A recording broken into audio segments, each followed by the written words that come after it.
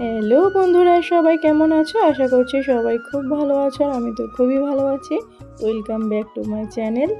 চলে গিয়েছিলাম দিদির বাড়িতে, আর দিদির ছেলে মানে আমার বোনপো খুবই বায়না করছিল কেক বানিয়ে দেওয়ার জন্য। তো কেক বানানোর জন্য যে উপকরণগুলো প্রয়োজন সেগুলো তখন ছিল না, সেই জন্য হাতের কাছে যা ছিল সেটা দিয়েই আমি আজকে কেকটা ওকে তৈরি করে দেব। তার জন্য 4 প্যাকেট হ্যাপি হ্যাপি বিস্কুট আমি এখানে নিয়ে নিয়েছি, আর নিয়ে নিয়েছি একটা ইনো আর একটা গুঁড়ো দুধের প্যাকেট। তোমরা চাইলে 2 প্যাকেট গুঁড়ো দুধও নিতে পারো, দুধটা মোটা করেও দিতে পারো। আমি এখানে 1 প্যাকেট নিয়েছি, 1 প্যাকেটেতে আমার কাজ হয়ে যাবে। তো প্রথমে বিস্কুটের প্যাকেটগুলো কেটে বিস্কুটগুলো ভালো করে আমি ভেঙে নিলাম। তারপরে যদি তোমাদের মিক্সি থাকে, মিক্সার গ্রাইন্ডারেও তোমরা এই গুঁড়োটা করে নিতে পারো। তো হাতের কাছে আমার মিক্সার ছিল না, সেই জন্য আমি শিলেতেই গুঁড়োটা করে নিচ্ছিলাম। বিস্কুটগুলোকে ভালো করে মিহি করে গুঁড়ো করে নিতে হবে, তারপরে আমাদের কেক বানানোর মেন কাজ শুরু হবে। তো 4 প্যাকেট বিস্কুটের জন্য আমি এখানে 1 প্যাকেট দুধ নিয়েছি। তোমরা যদি বিস্কুটের পরিমাণটা বেশি নাও তাহলে দুধের পরিমাণটাও এখানে বেশি নিতে হবে।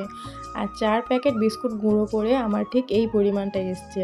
তারপরে 2 চামচ মতো চিনির গুঁড়ো আমি এখানে মিশিয়ে দিলাম, আর অল্প অল্প করে দুধ দিয়ে আমি এই ব্যাটারটা তৈরি করে নেব।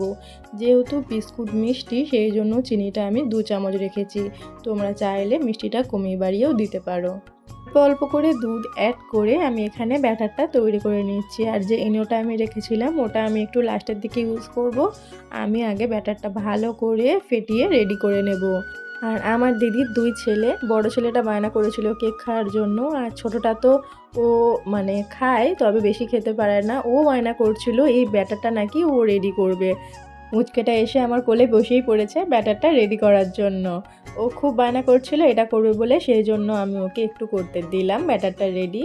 তো দেখো আমার এই ব্যাটারের থিকনেস ঠিক এরকমই এসছে, আর কতটা স্মুথ লাগছে তোমরা বুঝতেই পারছো দেখে। আর এখানে আমি একটা গোটা ইনো নিয়েছিলাম, যেহেতু 4 প্যাকেট বিস্কুট, পুরো ইনোটা দেওয়ার আমার কোনো প্রয়োজন নেই। আমি অল্প পরিমাণে ইনোটা এখানে দেবো, যদি পুরোটা ইনো আমি এখানে ইউজ করে ফেলি তাহলে কেকটা ফুলে ফেটে যেতে পারে, সেই জন্য হাফ পরিমাণ ইনো আমি এখানে ইউজ করলাম। আর তারপরে ইনোর ওপরে দিয়ে দিলাম অল্প একটু দুধ যেটা আমি রেখেছিলাম, দিয়ে ভালো করে একটু ফেটিয়ে নিলাম। বেশিক্ষণ ফেটানোর দরকার নেই, ইনো দেওয়ার পরে অল্প 1 থেকে 1.5 মিনিট মতো একটু হালকা ফেটিয়ে আমি ছেড়ে দেব। তারপরে একটা পাত্র নিয়েছি, পাত্রটা সিলভারের হলে তো খুবই ভালো হয়, আর যদি না হয়, যদি তোমাদের কেক মোল্ড থাকে তাহলে তো খুবই ভালো কথা। এই পাত্রের মধ্যে দিয়ে দিলাম রিফাইন তেল, দিয়ে ভালো করে হাত দিয়ে মাখিয়ে কিছুটা পেপার নিয়ে নিচে আর সাইডগুলোতে আমি ভালো করে দিয়ে দিয়েছি। আর যে ব্যাটারটা আমি এখানে রেডি করে রেখেছিলাম সেটাও ঢেলে দিলাম এর মধ্যে। আর একটা বিস্কুট আমি রেখেছিলাম গার্নিশিংয়ের জন্য, সেই বিস্কুটটা দিয়েছি, আর সাইড দিয়ে কিছু বাদাম আমি ছড়িয়ে দিলাম। তোমরা চাইলে এখানে কিছু নাও দিতে পারো, যেহেতু এটা বিস্কুটের কেক হচ্ছে, কিছু না দিলেও চলবে। তো আমি দেখতে সুন্দর লাগার জন্য একটু বাদাম ছড়িয়ে দিলাম। তারপরে একটা হাঁড়ি বসিয়ে দিয়েছিলাম, দিয়ে তার মধ্যে দিয়ে দিলাম অল্প পরিমাণে লবণ।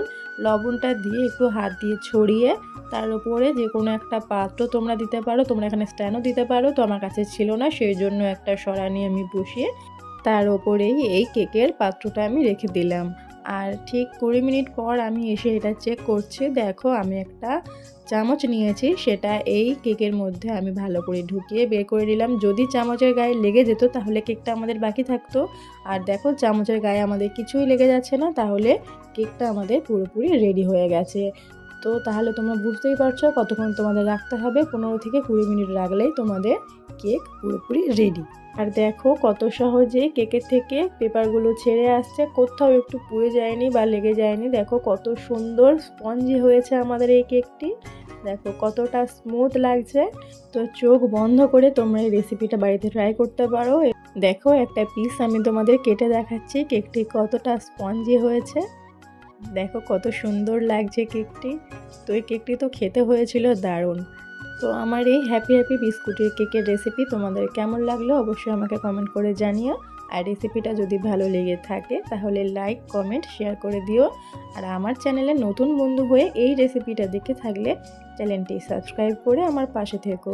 সবাই ভালো থেকো, সুস্থ থেকো, আর হ্যাঁ অবশ্যই এই রেসিপিটা বাড়িতে ট্রাই করো।